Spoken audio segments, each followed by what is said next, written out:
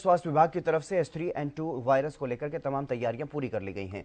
हालांकि गुरुग्राम में अभी तक कोई भी नया मामला सामने नहीं आया है, लेकिन आपको बता दें कि देश भर में लगातार H3N2 के मामले बढ़ रहे हैं और इसी के मद्देनजर हरियाणा सरकार के आदेशों के बाद गुरुग्राम में भी स्वास्थ्य विभाग अलर्ट मोड पर है। कमर कस ली है स्वास्थ्य विभाग ने गुरुग्राम में भी, और स्वास्थ्य विभाग की तरफ से आइसोलेशन वार्ड भी बना दिया गया है अलग से। तो वहीं सभी प्राइवेट अस्पतालों को भी निर्देश जारी कर दिए गए हैं और इस तरह का कोई भी मामला सामने आता है तो उसकी जानकारी तुरंत स्वास्थ्य विभाग को दी जाए, ऐसे आदेश दिए गए हैं। तो वहीं लोगों को भी जागरूक किया जा रहा है। उनको 2 को रूल आउट कर देता हूँ। यूजुअली इन्फ्लुएंजा में जो आपकी रनिंग नोज हो या स्टफी नोज या आंख या पानी बहना नाक से या आंख से, वो कम होता है इन्फ्लुएंजा में कंपैरेटिवली कॉमन कोल्ड में ये होता है। बाकी कोविड के सिम्टम्स और इन्फ्लुएंजा के सिम्टम्स में काफ़ी सिमिलरिटी है, लेकिन इन्फ्लुएंजा में कुछ सिम्टम्स खास करके सर में दर्द होना, मसल एक होना, बॉडी पेन होना, ये एक संभवतः कोविड से भी या कॉमन कोल्ड से कहूँ वो ज़्यादा है। इसके अलावा बाकी सारे सिम्टम्स जो हैं वो कॉमन रहते हैं। कफ हो, चाहे आपका बुखार की मात्रा जो है वो 101, 102, 103 तक भी हो सकती है इन्फ्लुएंजा में। खांसी को ठीक होने में 7 से 15 दिन लगते हैं यूजुअली। और इन्फ्लुएंजा से ग्रसित जो आदमी होता है वो या पेशेंट जो भी होगा वो एक दिन सिम्टम आने से पहले इन्फेक्टिव होता है दूसरे के लिए, और 7 से 8 दिन तक वो इन्फेक्टिव रह सकता है। ऐसे में हम यही अनुरोध करते हैं कि जब आपको ऐसे सिम्टम्स हों तो आप अपना ऑफिस अवॉइड करें, फैमिली से दूर रहें, और आप मास्क हो सके तो आप पहनें, अपने बर्तन या खाने की चीजें जो हैं वो अलग करें।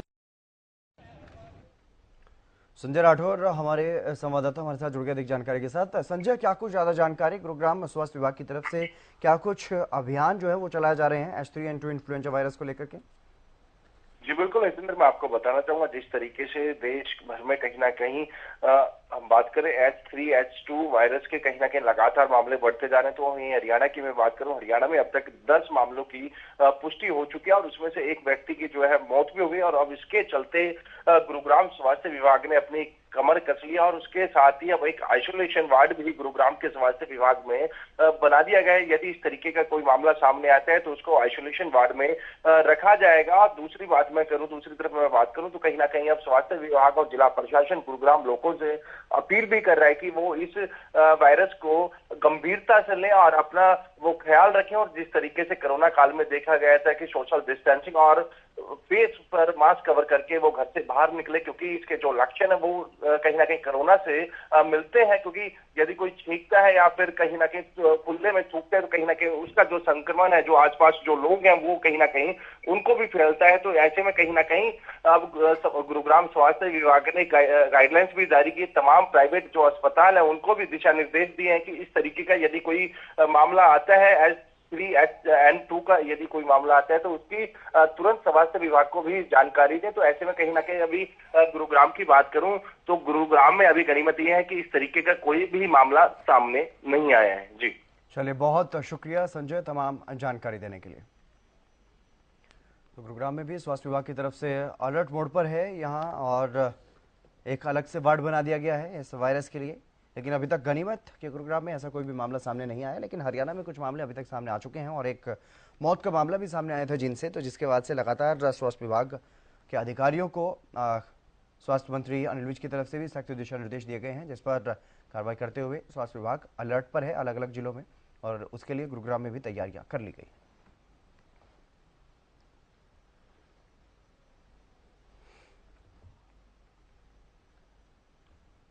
H3N2 वायरस के मामले लगातार बढ़ रहे हैं और हरियाणा में स्वास्थ्य विभाग भी पूरी तरह से अलर्ट पर है। करनाल के कल्पना चावला मेडिकल अस्पताल में भी रोजाना ऐसे मरीज आ रहे हैं जिनमें शुरुआती तौर पर इन्फ्लुएंजा के लक्षण देखने को मिल रहे हैं। तो वहीं यमुनानगर में भी H3N2 इन्फ्लुएंजा वेरिएंट के 5 संदिग्ध केस अब तक सामने आ चुके हैं।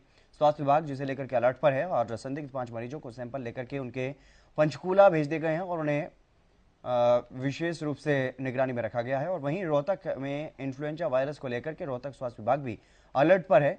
सिविल अस्पताल में अलग से एक वार्ड जो है वो बना दिया गया है। ये 3 अलग अलग तस्वीरें आप देख पा रहे हैं, जिससे अंदाजा लगाया जा सकता है कि किस तरह से कितना सतर्क जो है हरियाणा का स्वास्थ्य विभाग इन्फ्लुएंजा वायरस को लेकर के, क्योंकि लगातार जिस तरीके से मामले बढ़ रहे हैं इन्फ्लुएंजा वायरस के देश भर में, हरियाणा में भी कुछ मामले सामने आ चुके हैं, तो उसको लेकर के प्रदेश भर में सतर्कता बरती जा रही है, सावधानी बरती जा रही है और स्वास्थ्य विभाग भी अलर्ट मोड पर है। अलग अलग जगहों पर खास तैयारियां इन्फ्लुएंजा वायरस से निपटने के लिए की जा रही हैं। करनाल, यमुनानगर और रोहतक की ये तस्वीरें हैं। करनाल में भी पूरी तैयारियां की गई हैं और इस तरह के कुछ संदिग्ध मामले आ रहे हैं। हालांकि जांच के लिए सैंपल जो है वो भेजे गए हैं। यमुनानगर में भी ऐसा ही इन्फ्लुएंजा के जो लक्षण है वो आपको बता देते हैं। खांसी है, नाक बह रहा है, गले में खराश है या फिर शरीर में दर्द है, बुखार है, थकान है या ठंड लग रही है और सांस फूल रहा है या फिर दस्त लग गए हैं या उल्टी आ रही है बार बार, तो इस तरह के जो लक्षण हैं वो आपको इस ओर इशारा कर रहे हैं कि आप इन्फ्लुएंजा से संक्रमित हो चुके हैं। और अगर ऐसा आपको महसूस हो रहा है, इनमें से कोई भी लक्षण अगर आपको महसूस हो रहा है, तो आपको पैनिक नहीं करना है, ज़्यादा परेशान नहीं होना है, क्योंकि ये सामान्य फ्लू के भी इस तरह के कुछ लक्षण होते हैं। और आपको सिर्फ नज़दीकी स्वास्थ्य केंद्र जाकर के अपनी जांच करवानी है ताकि समय रहते इलाज किया जा सके।